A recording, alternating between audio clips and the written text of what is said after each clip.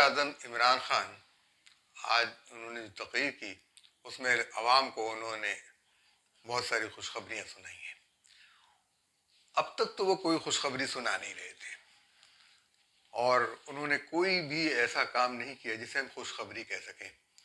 یہ تقریر بھی خوشخبری نہیں تھی بلکہ محض 10 روپے پیٹرول میں کم کر کے اور 5 روپے بجلی کے یونٹ میں کم کر کے انہوں نے گویا احسان جتانے کی کوشش کی ہے. یہ بھی احسان نہیں ہے اس لیے کہ اس سے کہیں زیادہ وہ بڑھا چکے ہیں. یعنی ایک مہینے کے اندر انہوں نے پیٹرول کی قیمت میں 55 روپے سے زیادہ کا اضافہ کیا ہے.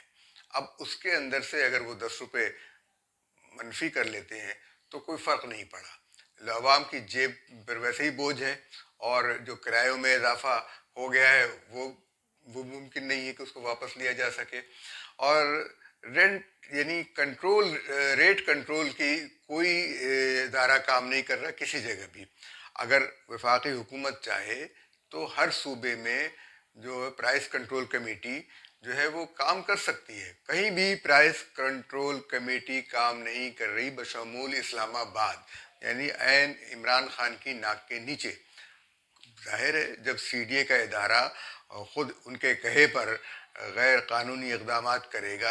ایک قانون اس کا ہے کہ جنگل میں نیشنل پارک میں کوئی گھر نہیں بن سکتا لیکن عمران خان کا گھر نیشنل پارک کی زمین پر بنا اور اس کو عدالت کی مدد سے جائز قرار دیا گیا. یہ عدالت کی وہی مدد ہے جب عدالت فوج کے ماشاء اللہ کو جائز قرار دیتی تھی, آئین کے معطل کرنے کو جائز قرار دیتی تھی. یعنی آئین کو معطل کرنا اس کو معطل کرنا جو ہے وہ آئین کے مطابق ہی سنگین غداری ہے لیکن عدلیہ اس کو جائز قرار دیتی ہے. یعنی ایک غداری کے عمل کو ہمیشہ عدلیہ نے جائز قرار دیا. یہ جسٹس منیر سے لے کر جسٹس ارشاد حسن خان تک اور جسٹس ثاقب نثار تک اور جسٹس گلزار احمد تک, یہ ساری چیزیں ان کے تمام فیصلے عوام کے مفادات کے خلاف ہوئے. یہ ہم واضح طور پہ کہہ سکتے ہیں اس لیے کہ اس بات کو کہنے میں کوئی باک نہیں ہونا چاہیے کہ عدلیہ میں آج بھی لاکھوں مقدمات پڑے ہوئے ہیں اور لوگ جو ہے وہ مر گئے اور ان کو ریلیف نہیں ملا. اس کی سب سے بڑی مثال ڈاکٹر عبدالقدیر خان کا مقدمہ ہے جو انہوں نے دائر کیا تھا اور اس کی سماعت کا وقت ان کے انتقال کے بعد مقرر ہوا تھا, جس میں یہ طے کیا جانا تھا کہ ڈاکٹر عبدالقدیر خان کو آزادی سے نقل و حرکت کرنے کی اجازت دی جائے یا نہ دی جائے.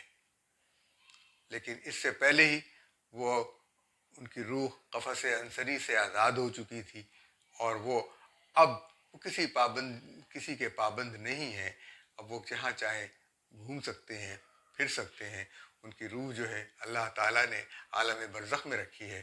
اور دیکھیے اللہ تعالیٰ ایسے وہ جو قوم کا محسن تھا جس نے قوم کے دفاع کے لیے جو کچھ کام کیا اس کے ساتھ یہ سلوک ہر ایک نے کیا.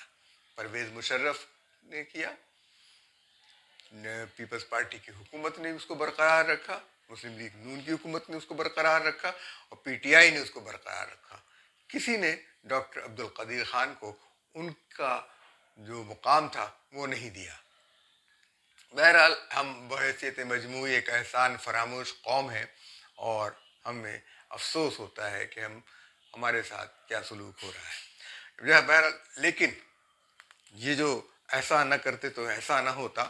یہ جناب عمران خان جو ہے وہ ہم قوم پر یہ احسان کیوں کر رہے ہیں اس کے بارے میں ہم تھوڑی سی دیر میں آپ کو بتائیں گے کہ قوم پر انہوں نے یہ احسان کیوں کیا. لیکن اس سے پہلے ہم آپ کو یہ بتا دیں کہ اس کے پس منظر کیا ہے. عمران خان فطرتاً محسن کش کہہ لیجیے یا احسان فراموش آدمی ہیں.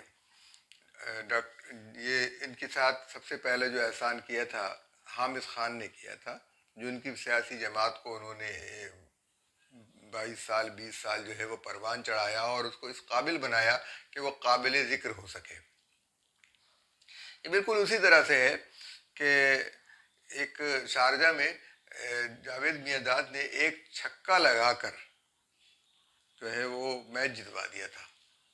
لیکن جاوید میاں کا کارنامہ جو ہے وہ اس کی کوئی حیثیت نہیں ہوتی اگر توصیف جو ہے وہ اتنے رنز نہ بناتے کہ صرف ایک چھکے کی گنجائش رہ جاتی. تو اسی پر کہا تھا انور مقصود نے کہ ایک چھکے کے جاوید کو 100 لاکھ ملیں گے، توصیف بیچارے کو دنم 8 ملیں گے. تو وہ لوگ جو اس جماعت کو، اس پارٹی کو یہاں تک آگے لائے، تو ان کو تو رادہ درگاہ کر دیا گیا. جسٹس وجیہ الدین نے اس جماعت میں شامل ہو کر اس کی قدر بڑھائی اور اس کو ایک واقعی انصاف اور جمہوریت کی جماعت بنانے کی کوشش کی. تو ان کو نکال باہر کیا گیا کیونکہ انہوں نے جہانگیر ترین کی بدعنوانیوں پر نظر ڈالی تھی. جہانگیر ترین نے تمام اپنی بدعنوانیاں یا کہیے جو کچھ بھی ہے تمام مال و متاع عمران خان پہ خرچ کیا، اور عمران خان کو جب اقتدار مل گیا تو جہانگیر ترین متعوب ٹھہرے اور وہ ہمیشہ کے لیے نااہل قرار پائے. جہانگیر ترین تو سٹپٹا گئے. لیکن انہوں نے ان اراکین پر اپنا کنٹرول یقیناً رکھا جو ان کے علاقے کے ہیں، اور وہ یقیناً جو ہے وہ عمران خان کے کنٹرول میں نہیں ہے. تو اب اور ان کی تعداد اچھی خاصی ہے. عمران خان کی حکومت اکیلے اپنی حکومت نہیں بنا سکتی تھی. اس کے لیے اتحادیوں کو جمع کیا گیا، اور اتحادیوں کو جمع کرنے کے بعد ان کو حمایت دلوائی گئی.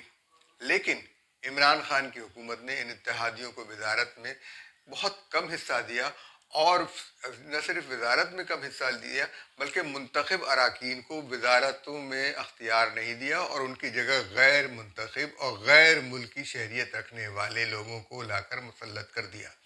یہاں تک کہ بعض افراد کے بارے میں کہا جا رہا تھا کہ وہ غیر مذہب کے بھی ہیں، یعنی پاکستان کے جو سواد اعظم کا مذہب ہے وہ ان مذاہب سے ان کا کوئی تعلق نہیں ہے.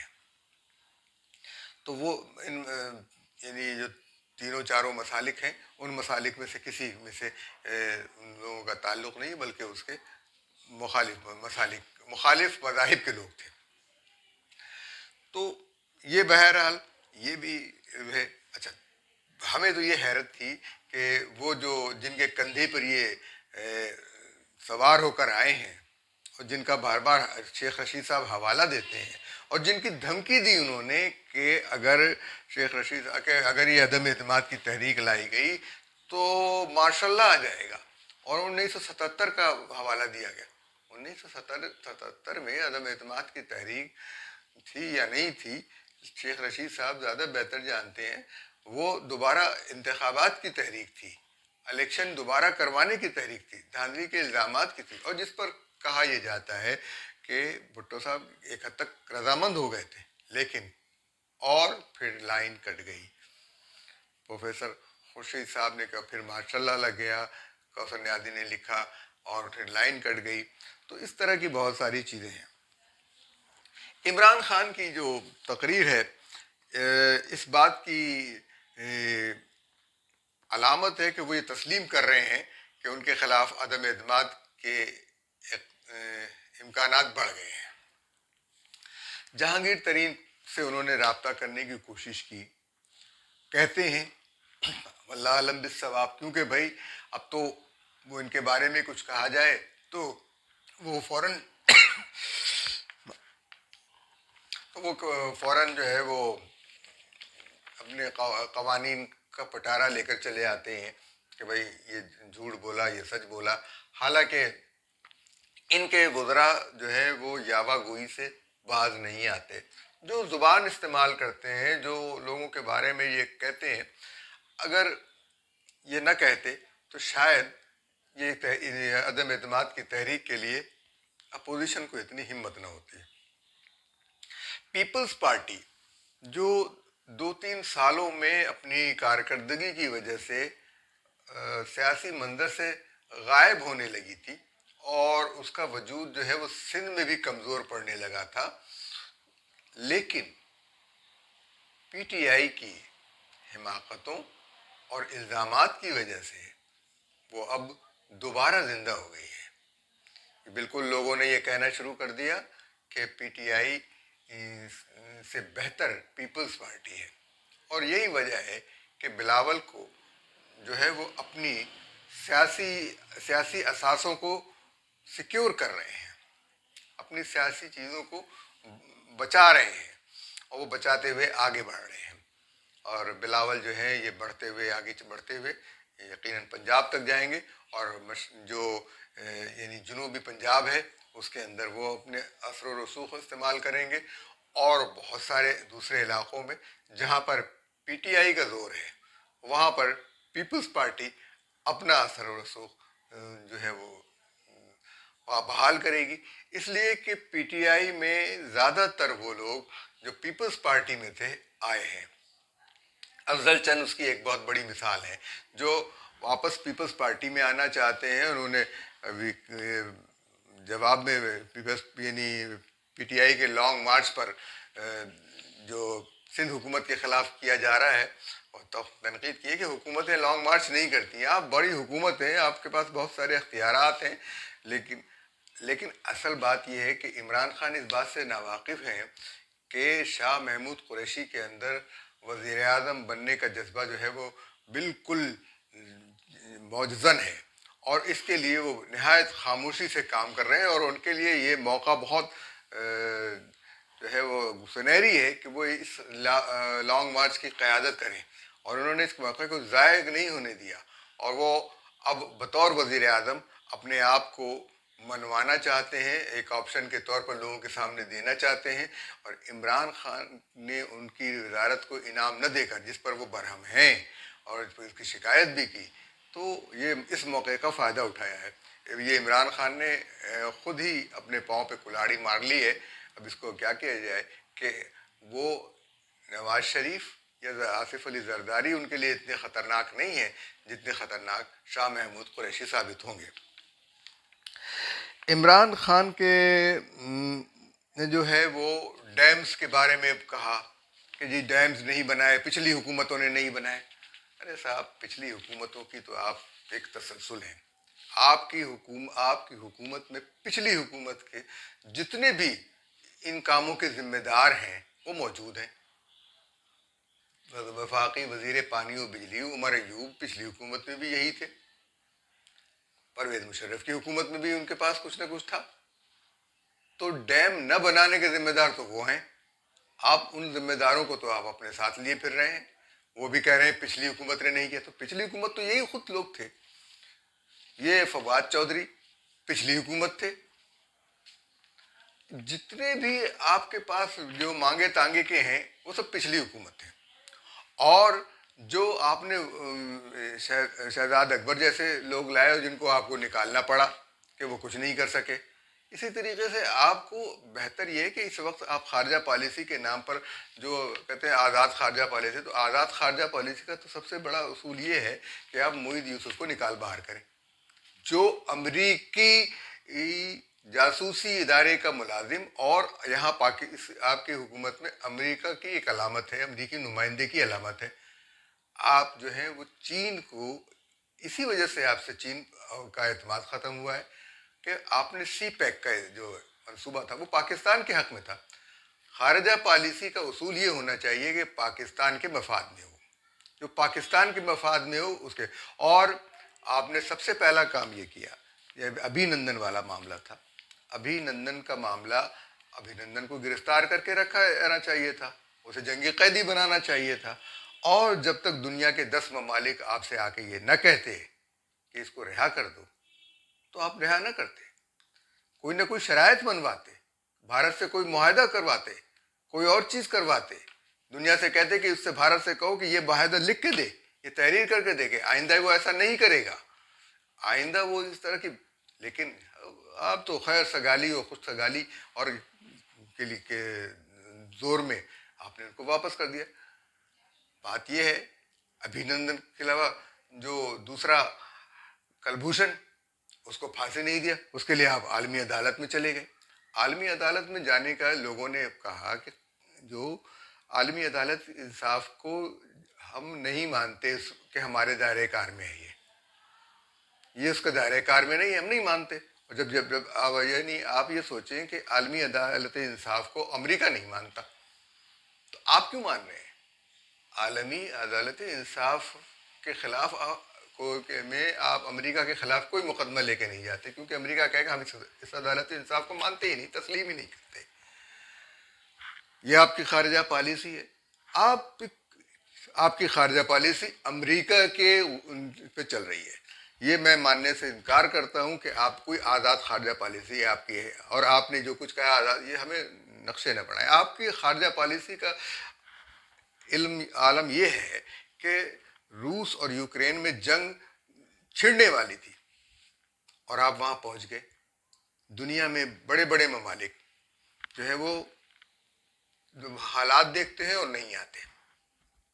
اس کی سب سے بڑی مثال یہ ہے کہ جب آپ نے دھرنا دیا ہوا تھا تو اس وقت چین کے صدر کو آنا تھا، تو چین کے صدر آپ کے دھرنے کو دیکھ کر نہیں آئے، کیونکہ حالات خراب ہیں اس ملک کے، اور اسلام آباد کے کیپٹل میں دھرنا دیا ہوا ہے تو میں نہیں آتا، وہاں پر سیکیورٹی نہیں ہے، وہاں پر سیاسی طور پہ جو ہے وہ مجھے نقصان ہوگا، میرے لیے کوئی فائدہ مند نہیں ہوگا۔ یہ چین جو ہمارا دوست ہے اور وہ دوست ملک ہے، اس ملک کے حوالے سے وہ نہیں آیا، مگر آپ جو ہیں وہ پہنچ گئے اور بڑے تم طراق سے، اور اس کا نتیجہ آج یہ نکلا کہ یوکرینی سپاہیوں نے پاکستانی طلباء کو تشدد کیا، ان کو مارا کہ تمہارا وزیر اعظم جو ہے وہ پوٹن کے ساتھ ملا ہوا ہے، آپ کچھ بھی کر لیں، آپ اگر غیر جانبدار رہتے۔ اب ہندوستان ایک عجیب و غریب مشکل میں ہے کہ وہ کبھی یوکرین کی حمایت کرتا ہے، کبھی پوتن کا ساتھ دینا چاہتا ہے، کبھی وہ ایک عجیب و غریب کشم و کش میں ہے۔ ہم اس وقت اس کشم و کش سے فائدہ اٹھا رہے ہوتے، لیکن آپ کی حماقت کی وجہ سے ہم جو ہے وہ ذلت کے گڑھے میں پڑے ہوئے ہیں کہ گویا آپ گئے ہیں اور آپ نے جنگ چھڑوا دی ہے۔ یہ الزام سے آپ بری ذمہ نہیں ہو سکتے، جنگ تو انہوں نے اپنی مرضی سے چھیڑی ہے، لیکن آپ کیوں گئے؟ دنیا آپ کی اس بات پر ہنس رہی ہے۔ یہ آپ کی کوئی خارجہ پالیسی، آزاد خارجہ پالیسی وغیرہ کا خواب جو ہے وہ آپ دیکھنا چھوڑ دیں۔ ہمیں بلاک میں جانا ہوگا اور بلاک کے ساتھ چلنا ہوگا۔ ہمیں اپنی خارجہ پالیسی اگر بنانی ہوتی تو ہم بہت آزاد ہوتے۔ آپ یہ کہ میں نے یہ کیا، میں نے وہ کیا، میں نے کیا کہ اب آپ کو جو کچھ کرنا ہے آپ کے اختیار میں وہ آپ کر نہیں رہے۔ لیکن اب مسئلہ یہ ہے کہ آپ جو ہے وہ بچ نہیں سکتے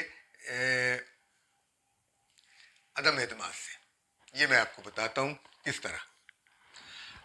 آپ کے جو اراکین ہیں قومی اسمبلی کے، جن کے ووٹوں کی بنا پر آپ اس وزیر اعظم ہیں، وہ بہت پریشان ہیں، اور وہ فیصلہ کر رہے ہیں کہ اب آئندہ الیکشن میں تقریباً 1 سال رہ گیا ہے، اور اس 1 سال کے اندر اگر الیکشن آپ کے زیر نگرانی ہوئے یا آپ کی مقرر کردہ حکومت کے زیر نگرانی ہوئے تو عوام سے ان کو بہت زیادہ مار پڑے گی، بہت عوام میں رد عمل ہوگا، اور آپ جو الیکشن کرائیں گے اس کے کرانے کے فوراً ہی بعد ان کا حشر جو ہے 1977 کے الیکشن کی طرح کا ہوگا۔ یہ ان کو سمجھ میں آ گیا ہے، اور شیخ رشید صاحب جیسے مشیران جو ہے وہ آپ کو مروا دیں گے کہ جی گیٹ نمبر 4 کی ہمیں حمایت حاصل ہے۔ تو بہرحال گیٹ نمبر 4 جو ہے وہ بھی اب سوچ رہا ہے کہ عوام میں جو رد عمل آ رہا ہے وہ یہ آ رہا ہے کہ ہم نے کس کی حمایت کر دی ہے۔ عوام ہمیں الزام دے رہے ہیں کہ ہم کس شخص کی حمایت کر رہے ہیں۔ یہ جو قانونی اور آئینی ماہرین یہ کہتے ہیں کہ ایک مرتبہ قومی اسمبلی سیکریٹریٹ کو وزیر اعظم کے خلاف تحریک عدم اعتماد کا نوٹس موصول ہو جانے کی صورت میں اسپیکر کے پاس 7 روز کے اندر اس سارے عمل کو کسی منطقی انجام تک پہنچانے کے علاوہ دوسرا راستہ نہیں رہ جاتا۔ یعنی ایک ایک تہائی یا کچھ تعداد مقرر ہے کہ اگر یہ ارکان عدم اعتماد کی تحریک پیش کر دیں، یعنی وہ مقررہ تعداد جو ہے وہ اصل اکثریت کی نہیں ہے پوری، بلکہ ایک مقررہ تعداد جو ہے وہ اگر عدم اعتماد کی تحریک پیش کر دے تو وہ تحریک جو ہے وہ عمل میں آئے گی، اسپیکر صاحب اسے روک نہیں سکتے، اور اس میں اسمبلی کا اجلاس بلانے میں تاخیر بھی نہیں کر سکتے، کیونکہ اگر وہ تاخیر کریں گے تو یہ ان کے اپنے اپنے اختیار، یعنی وہ بالکل ایک غیر قانونی عمل ہوگا ان کا، اور یہ سمجھا جائے گا کہ عدم اعتماد ہو گیا، اور یہ ہے کہ تحریک عدم اعتماد کی صورت میں کارروائی 7 دن کے اندر اندر مکمل ہوگی۔ اچھا، پھر اس کے بعد اگر عدم اعتماد کی تحریک آ جاتی ہے تو وزیر اعظم کے پاس اسمبلی توڑنے کا اختیار بھی نہیں رہتا، وہ توڑ ہی نہیں سکتا، نہ صدر صاحب نہ وزیر اعظم صاحب، دونوں میں سے کسی کے پاس کوئی اختیار نہیں رہتا۔ صدر صاحب کے پاس تو ویسے بھی اب اختیار نہیں ہے۔ یہ جو ہے، اور عدم اعتماد پر نوٹس کی وصولی کے پہلے 3 دن ووٹنگ نہیں ہو سکتی، یعنی بالکل طے شدہ ہے۔ اب آپ کوئی عمل، ایک طے شدہ مقررہ دن ہوگا جس دن سب لوگ موجود ہوں گے، اور یہ 7 دن کے اندر جو ہے وہ ہونا ہے۔ یہ عمران خان جو ہے وہ اس مسئلے میں بہت مشکل میں پیدا پڑ گئے ہیں۔ اچھا، وزیر اعظم کے خلاف تحریک عدم اعتماد صرف آرٹیکل 95 اور اس کے تحت بننے والے قومی اسمبلی کے طریقہ کار کے سیکشن 37 کے تحت جو ہے وہ یہ سب کچھ آئے گا۔ آرٹیکل 95(1) کے تحت وزیر اعظم کے خلاف عدم اعتماد کی تحریک پیش کرنے کے لیے قومی اسمبلی کی کل رکنیت کے کم از کم 20% کے برابر اراکین تحریری نوٹس اسمبلی سیکریٹریٹ میں جمع کرا سکتے ہیں، یعنی رکنیت کے کم از کم 20%، تو یہ تو ان کے پاس موجود ہے۔ آرٹیکل 95(2) میں لکھا ہے کہ شق 1 میں جس قرارداد کا ذکر پر قومی اسمبلی میں پیش کیے جانے کے بعد 3 دن سے پہلے یا 7 دن کے بعد ووٹنگ نہیں ہو سکتی۔ اب اسی آرٹیکل کی شق 4 کے تحت مذکورہ قرارداد قومی اسمبلی کی کل رکنیت کی اکثریت سے منظور ہونے پر وزیر اعظم اپنے عہدے پر فائز نہیں رہ سکتے۔ یہ جو ہے اسمبلی کے اسپیکر کو اگر مل گئی تو 37 کے قومی اسمبلی کے طریقہ کار کے شق 37 کے مطابق جو ہے وہ ان کو نوٹس کے سیکریٹری اسمبلی جو ہے وہ اراکین کو اطلاع کرے گا کہ یہ صورتحال آ گئی ہے اور یہ اجلاس ہونے والا ہے، اور اس پر اسپیکر کو ایوان میں بحث کے لیے 1 دن مقرر کریں گے، اور 7 دن کے اندر جو ہے وہ تحریک عدم اعتماد نپٹائی جائے گی۔ بہرحال یہ جو صورتحال ہے وزیر اعظم صاحب کی، انہوں نے اس کا ادراک کر لیا ہے، لیکن اگر وہ کھلا اس کا ادراک کرتے کہ ہاں ٹھیک ہے میں اس عدم اعتماد کی تحریک کا سامنا کروں گا اور لے کر آئیں تو بہتر یہ تھا۔ یہ جو لمبی کہانی سنائی ہے یہ عذر گناہ بدتر از گناہ تھا۔